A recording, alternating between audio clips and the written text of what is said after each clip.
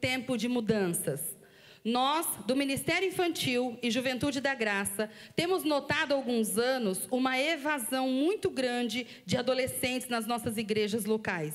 Pensando em preencher essa lacuna ministerial entre a idade em que o adolescente sai da escolinha para ir para o Ministério de Jovens, criamos uma ponte que será capaz de conversar com esses adolescentes de forma coerente com suas idades, sem infantilizá-los e, ao mesmo tempo, criarmos um elo de amizade entre eles e os jovens mais experientes. Nasceu, então, o Juventude da Graça Teen. O Juniores será transformado no Juventude da Graça Teen, pensado e planejado, com propostas próprias e adaptadas para os adolescentes, com a intenção de, mais tarde, pertencerem ao Juventude da Graça via Ministério Efésios, o qual prepara o recém-chegado para se identificar com qual dos departamentos seu coração deseja se integrar. Teatro, dança, intercessão, coral, apoio, enfim, múltiplas escolhas com a integração automática. Esse processo de transição se faz necessário diante dos muitos ataques acadêmicos, sociais e espirituais que esses adolescentes têm sofrido. Não podemos mais tratá-los como crianças, pois são muitas as informações que eles têm recebido sem ter uma base sólida e consistente para enfrentar esses ataques fora da palavra de Deus. Nasceu então no coração de Deus o Juventude da Graça Teen. Vamos falar?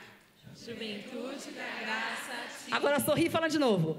Juventude da Graça Teen. Isso. Vocês já conhecem a Carol, então a Carol vai falar com vocês um pouquinho sobre a importância dessa transição, tá bom? A paz, tudo bem, amadas?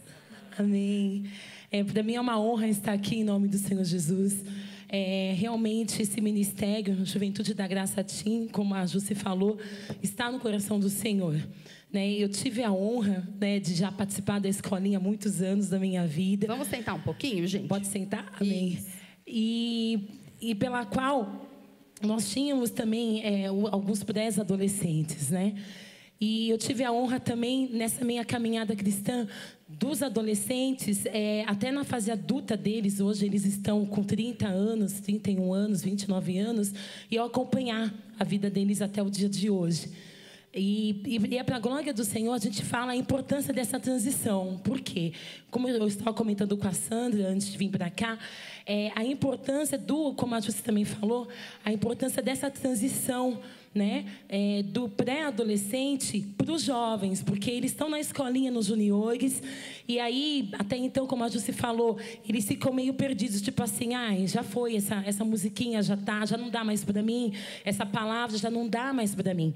E o nosso olhar como educadoras de Jesus, nós como servas do Senhor, obreiras do Senhor, na casa do Senhor, na escolinha, nós temos que mudar o nosso olhar, com um olhar diferenciado, porque nesse mundo globalizado pela qual nós vivemos, é um mundo pela qual os nossos jovens, os nossos pré-adolescentes, é uma nova geração. E é uma geração que eles estão muito mais além da idade deles, Então, vamos dizer, como a comunicação, a malhação, esses programas aí do mundo, eles falam por si só. A escola fala-se por si só. E nós, como cristãos, nós como os homens e mulheres de Deus, nós como os tias da escolinha, como, no caso, nós, trabalhando com os adolescentes, o que nós temos feito para mudar essa geração? Então, é necessário a gente mudar esse olhar e respeitar essa transição dos juniores para o pré-adolescente e caminhando, preparando eles para a juventude da graça, preparando eles para a nossa mocidade. Então, eu tive uma experiência, gostaria de compartilhar com vocês. Tem uns 20 dias, a Jussi me deu essa oportunidade de dar uma aula aqui na escolinha, com os pré-adolescentes. E pela qual a lição era a segunda lição e falava sobre, você é precioso para Deus. E aí eu apresentei para eles, falaram, eu não sou tia Carol, eu sou a Carol, ok? Sou da Juventude da Graça, eu sou do Tempo de Comunhão, do Night, ajudo o pastor Márcio também. E nós estamos aqui para falar do amor de Deus, para falar que você é valioso para o Senhor. E aí, Deus deu uma direção naquele momento, num estudo, que falava sobre perdão.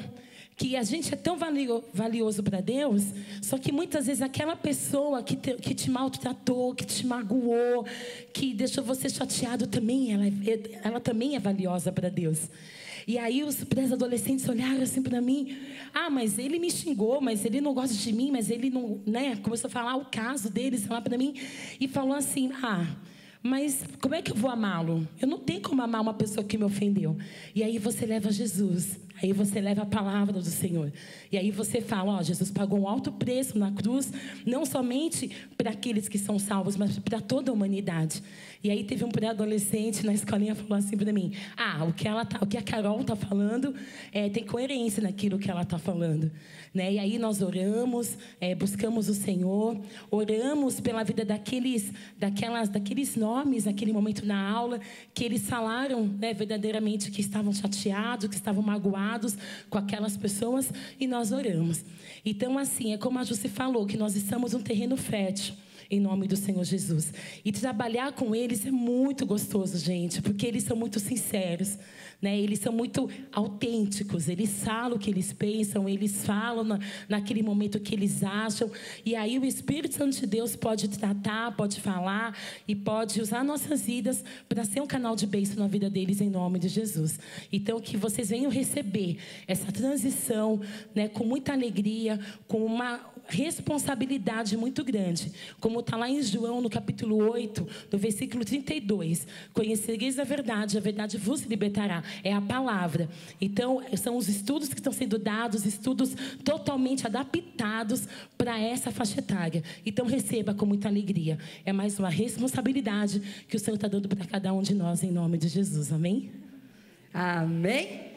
Amém, amém? A irmã Sandra, pode falar, irmã. Amém. É uma honra fazer parte, né, desse ministério, desse projeto, que realmente está no coração de Deus, né? Eu sou parte também desse ministério, dessa mocidade, juventude, né? Juntamente com a Carol, nós fizemos parte também da escolinha aqui na sede. Na nossa época não era nesse prédio, era no outro, né? E nós trabalhávamos em unidade. A escolinha, ela fazia parte também da juventude, né? Tanto as professoras, as tias da escolinha, elas também participavam dos estudos que eram ministrados na Juventude da Graça. Só uma vírgula, irmã Sandra. Algo que é importante é a gente aproveitar o ano da mudança e mudar essa história. Porque muitas vezes a tia da escolinha, jovem ainda, não participa da Juventude da Graça. Diga: Deus me livre. Deus me livre. Pode continuar, irmã Sandra. Exatamente isso, tia Jussi. Né? Nós sabemos que, como igreja, nós somos um em Cristo. Né? Sabemos que cada um tem a sua responsabilidade, porém, nós somos um corpo. E, como corpo, nós precisamos ser bem ajustados. Né? Então, quem participa da escolinha, participa da juventude. Nós, na época, participávamos da juventude, da escolinha, dos estudos, da limpeza da igreja. Né? Nós somos a igreja, então fazemos parte de tudo isso. E esse Ministério Juventude Graça Team, ele veio exatamente para unir, né? Para promover essa união. E nós estamos vivendo tempos muito difíceis. Né? Nós percebemos que as crianças de hoje não são as mesmas de antes. Os adolescentes de hoje também não são. Sabemos que a internet, né, as redes sociais têm contribuído muito, né, para essas mudanças. Hoje, uma criança ela já sabe algumas coisas que antigamente não sabia, com 8, 9 anos. Né? Elas pegam os aplicativos, já têm acesso a coisas que somente os adultos antigamente sabiam. E nós sabemos que isso é algo muito preocupante. Então, como igreja, nós precisamos trabalhar com a família, com os adolescentes. Nós temos perdido muitos adolescentes. E essa preocupação não é só dentro da igreja, no meio acadêmico também. São casos de suicídios, né, em adolescentes. Né? As drogas elas são apresentadas para os adolescentes aproximadamente com 12, 13 anos. Né? E, muitas vezes, os pais não ficam sabendo. Né? Então, é importante esse trabalho. O Juventude Graça Team, ele vem exatamente para proporcionar ao adolescente esse envolvimento, esse comprometimento com a obra de Deus. Né? Nós sabemos também que Jesus precisa ser real, tia Jussi. Né? Jesus precisa ser real na vida da criança, na vida do adolescente. É importante fazer sentido tudo isso, porque quando chega na adolescência, automaticamente, esse adolescente ele tem algumas crises de identidade. Né? Além de crises de identidade sexual. E se ele não tiver firmado, não tiver apenas conhecimento bíblico, ele precisa ter um conhecimento real de Jesus, ter experiências com Jesus, né? Saber que Deus é real, que faz parte da vida dele. Não apenas conhecer histórias bíblicas. Se não houver esse aprendizado, esse conhecimento real de Deus, esses conflitos que surgem na adolescência vão causar o afastamento do adolescente de Deus, da igreja, da obra, de tudo. E sabemos também que o que faz o adolescente permanecer com Cristo, permanecer na igreja, permanecer em família, é o comprometimento com a obra. É necessário esse comprometimento com a obra de Deus. E no Juventude Graça Team, participando da escolinha, ingressando no Juventude Graça Team, automaticamente ele será direcionado para a juventude da igreja. Amém? Amém? Quem gostou, diga amém. Amém, amém.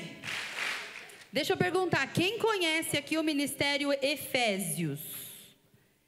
Bem, levanta mais alto as suas mãos. Isso, nós temos a irmã Mara, né, que é aqui da Juventude da Graça, aqui eu ia falar Tim já, ó, Mara, já é, mas é, né? Aqui da sede, né, e ela vai falar pra gente um pouquinho do que é o Efésios. Olá, amadas, tudo bem? Meu nome é Mara. O Efésios ele já está há 2 anos no nosso ministério e eu comecei na liderança esse ano, tá bom? Então, eu vou explicar um pouquinho como é que funciona. Nós temos mais de 20 ministérios dentro da nossa mocidade aqui na igreja. Então, antes, o jovem chegava, já escolhia um ministério e participava do ministério que ele escolhia. Hoje, agora, há 2 anos atrás, com a implantação do Efésios, primeiro ele passa pelo Efésios, ele fica 2 meses comigo, e durante esses 2 meses, eu aplico os estudos, né, que o nosso pastor ele tem a ciência dos estudos, e eu participo também com alguns jovens, com alguns líderes. Eu tenho a participação do Quarto Rosa, do Papo Reto, da intercessão e dos obreiros que me ajudam. Muitas pessoas me perguntam, por que, Mara, Efésios 4? Eu vou explicar aqui para vocês, tá bom? Eu vou dar lida com relação à passagem. Em Efésios 4:4 diz assim: há um só corpo e um só espírito, como também foste chamados em uma esperança da vossa vocação. Então, eu tenho no meu coração que eu não consigo trabalhar sozinha.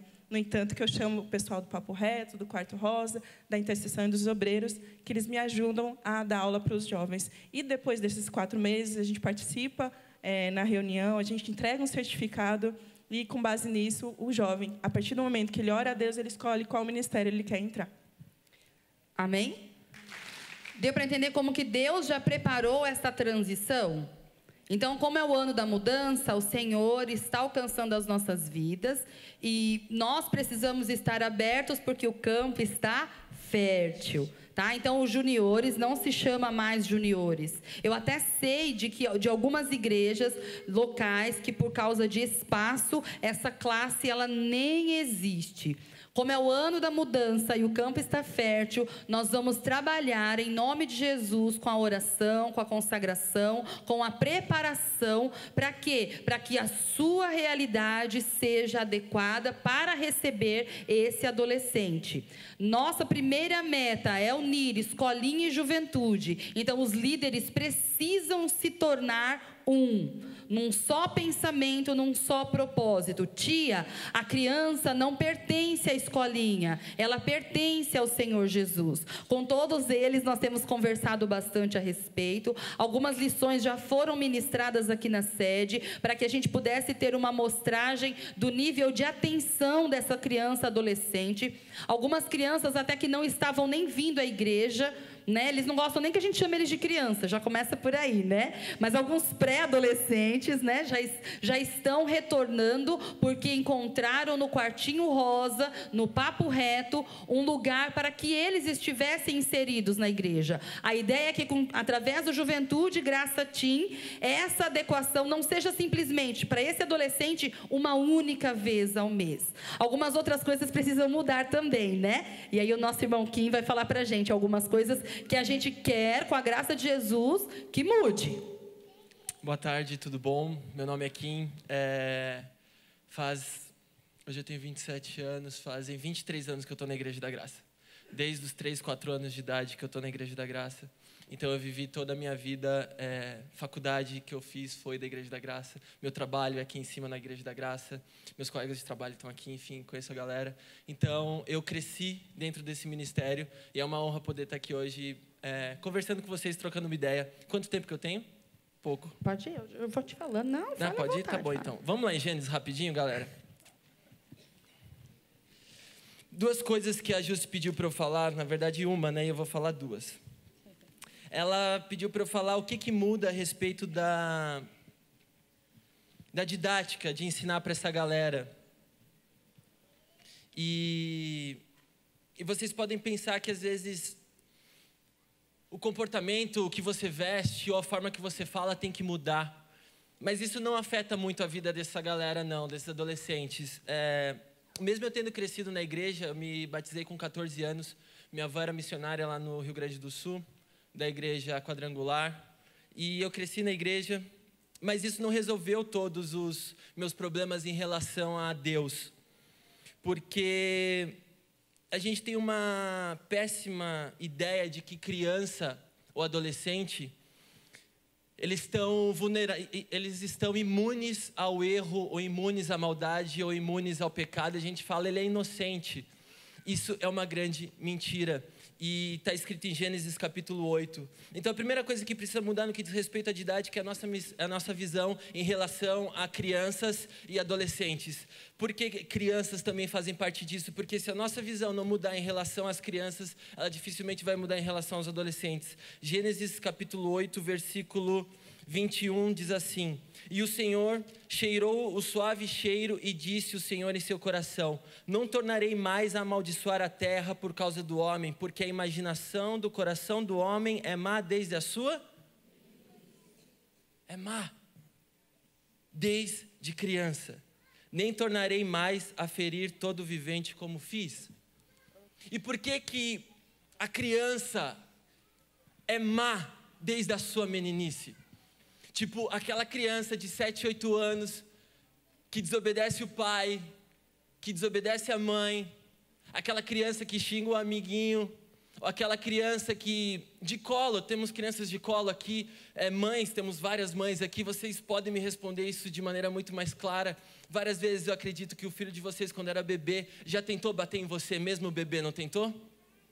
Por que será? Tipo, ele já tentou pegar alguma coisa de você e você não querer dar? Ele já não tentou fazer isso? Te puxar para o corredor dos brinquedos, te puxar para o corredor. Por que ele faz isso? Porque ele é mau.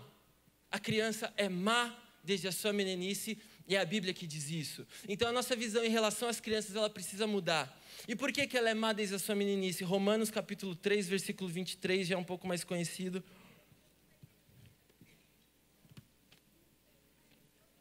Então a primeira coisa que tem que mudar é a nossa visão. Romanos 3, 23.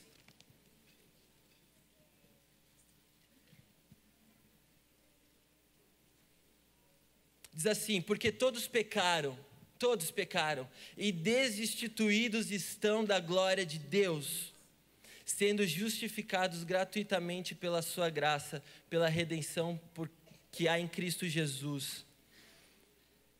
Todos estão separados de Deus. Teu filho nasceu, ele nasceu separado de Deus, velho. Não tem como. Teu filho não está protegido por uma inocência que você acha que ele tem. Ele nasceu separado de Deus. É óbvio que ele não tem a consciência dessa separação. Isso é muito claro, mas a partir dos anos, ele vai crescendo, e a gente vai percebendo que o freio moral dele vai perdendo cada vez mais a sua força em sua vida. Ele vai ficando sem freio moral. E daí a gente começa a tratar a criança com a Bíblia através de lições e de pregações morais ou cívicas. A Bíblia não é um conjunto de regras morais e cívicas. A Bíblia é muito mais do que isso, porque a Bíblia diz que se o homem nasceu separado de Deus, em Romanos capítulo 3, versículo 23, em Romanos capítulo 1 vai dizer que o Evangelho é o poder de Deus para a salvação do homem. Então, ao mesmo tempo que o Evangelho nos dá o problema, nos dá o diagnóstico dessa geração, e muita gente falou, a gente tem conversado sobre isso, de que essa geração está cada vez mais avançada e tal, não, ela está cada vez mais sem freio. A gente está cada vez mais sem capacidade de ter como segurar o pecado dentro dessas crianças. A gente não consegue agarrar pela nossa própria força, pela nossa própria mão. A gente não consegue resolver o problema do pecado dentro do homem pela nossa própria força. Regras morais do tipo, não faça isso, obedeça seu pai, sua mãe, Deus não gosta. Tipo, isso não serve mais. Porque isso não é o evangelho de Deus. O evangelho de Deus é o poder, e o poder converte o coração do homem. E um coração convertido vai obedecer o pai. Um coração convertido não vai xingar, não vai bater. Ou se fizer ou se bater, vai se arrepender. Porque o Espírito Santo vai estar morando dentro daquela criança, daquele adolescente. Então a primeira coisa que tem que mudar em nós é a nossa visão em relação ao outro. Em relação à criança, do tipo, ele nasceu separado de Deus. Por isso essa urgência, a gente fala, ele se suicidou. Ele... eu tenho que tomar cuidado, estou falando que está na televisão, né? Uhum. Tá, enfim, mas tipo, ele fez uma série de coisas. Por que isso? Porque ele não tem consciência nenhuma de quem é Deus, velho. Nenhuma. Ele não deseja por Deus. Mesmo eu tendo nascido, crescido na igreja, eu não desejava Cristo, eu não desejava Deus. Eu vinha com a minha mãe na igreja, cresci aqui por um tempo na sede, depois fui para Santo Amaro. E ela me viu crescer. Ela me viu crescer. Isso, Tia Sandra. eu cresci bastante. Tipo, não existia nada em mim que clamava por Deus. Eu não gostava de escolinha, nunca fiquei numa escolinha, não gostava de escolinha. Preferia ficar desenhando no banco da igreja. Não gostava de ir nos jovens, minha irmã ia nos jovens, eu não gostava de ir nos jovens, eu tinha uns 13, 12 anos, não gostava. Mas o que mudou? A conversão. Então, se a gente não entender essa dinâmica de que o coração do homem é completamente pecaminoso e está completamente perdido, game over para tudo que a gente for ensinar. E a solução para isso é o evangelho. Então entenda, a criança, ela é totalmente depravada desde que ela nasce. Ela está corrompida, ela está separada de Cristo. E ela precisa do evangelho para ser salva. Amém. E a outra coisa que a gente precisa mudar, além da nossa visão, é a nossa relação com essa galera. A nossa relação muitas vezes dentro da igreja se baseia na... Eu me balanço muito, né, galera da TV? Desculpa, eu vou ficar mais aqui. É ruim para eles, verdade. Olha a hora. A relação... Olha a hora. Tá bom. A relação... A nossa relação dentro da igreja, muitas vezes, ela transita em títulos. Ela é a tia, eu sou o aluno. Ele é o líder, ele é o pastor, ela é a obreira. Velho, precisa ser uma relação de amizade, uma relação mais afetiva. De ser amigo, de ser irmão, de ser irmã. De você ter o teu irmão, a pessoa que está do teu lado como irmã em Cristo. De ter a pessoa mais velha como mãe ou como pai. De ter a pessoa, mesmo não sendo teu filho, levar em consideração como se fosse teu filho. Então a tua relação com esse adolescente, ela precisa mudar. Não é simplesmente uma relação do tipo tia de escolinha ou professora. Muda a relação. É uma relação mais íntima, mais próxima, de você sentir a dor. Cristo deixou toda a sua glória para passar por aquilo que a gente passou. E em Hebreus está escrito que em nada ele deve enquanto homem, porque ele passou por todas as tentações e por isso ele pode nos advogar perante Deus. Ele não pecou, mas ele passou por tudo, ele sentiu, ele desceu até o nosso nível, ele viu o que é sofrer como homem. Tipo, veja o que é sofrer, lembra de quando você era adolescente, não mudou os teus questionamentos, as tuas dúvidas. Aqui. Visão e relação. E Deus abençoe vocês. Vamos aplaudir Jesus? Prepara já as meninas, Mayara. Gente, olha, foi o que a gente falou no começo, né? Venha mais para cá.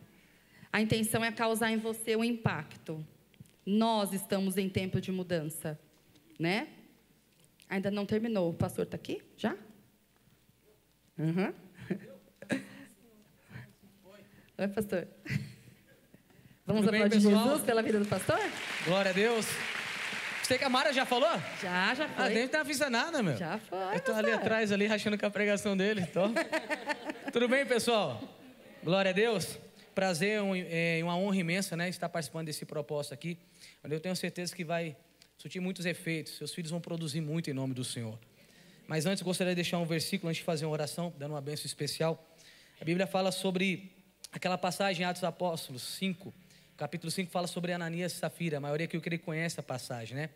E a Bíblia diz, no versículo 5, E Ananias, ouvindo essas palavras, caiu e expirou. E grande temor veio sobre todos que souberam disso.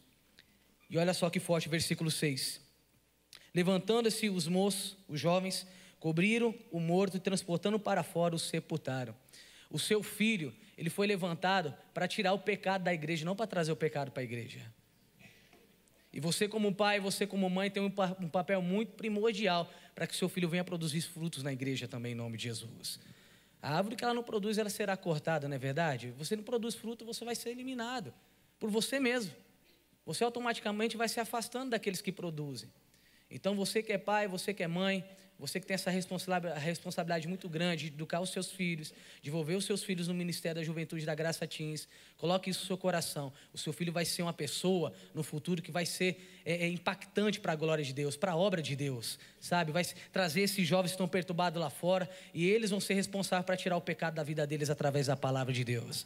Então coloque isso aí no seu coração. O meu jovem vai ser o meu filho, o meu jovem, a nossa mocidade, a nossa escolinha, vai ser uma bênção para essa geração. Como o pastor Jaime de Amoni Campos e o missionário R.R. Soares, ele nos ensina que nós somos o futuro da igreja, não é verdade? Quem vem aqui no Night for Jesus vê que eu faço o possível para poder falar a realidade para os jovens de como que é a situação hoje. Eu conversava com a tia essa semana, né, e com a esposa do pastor Charles, eu ia falar Érica. Eu me lembro quando ele chegou aqui, eu falei tia, a dona Sandra, né? Ele está até lá no fundo, lá, aí, pastorzão. Glória a Deus. E nós conversamos essa semana, porque o jovem hoje, tipo, que vem para a nossa juventude, não tem como, com todo respeito e temor, não tem como mais ficar com dinâmicas, gente. Você está entendendo? Tem que falar da palavra, tem que falar a verdade, porque é a palavra que liberta, a palavra que cura, a palavra que transforma, a palavra que vai fazer de verdade esse jovem ter caráter de homem e de mulher de Deus. Você concorda comigo? Sim. Hoje, em dia, tem jovem que já está tendo relação aí novinho, cara, com 15, 16 anos. Uma vez nós atendemos um caso de um jovem aí distante, muito grave, que engravidou uma moça com 12 anos de idade, o rapaz, cara. É pesado, não é? Então, e aí? É o nosso papel de cuidar dessa galera, entendeu? É a nossa função de ensinar a palavra de Deus para essa juventude aí, para eles produzirem e a nossa igreja continuar sendo uma bênção em nome de Jesus. Amém? Obedecerei, Senhor, tua vontade, viver em santidade. Obedecerei, tua palavra, vida, é eternidade.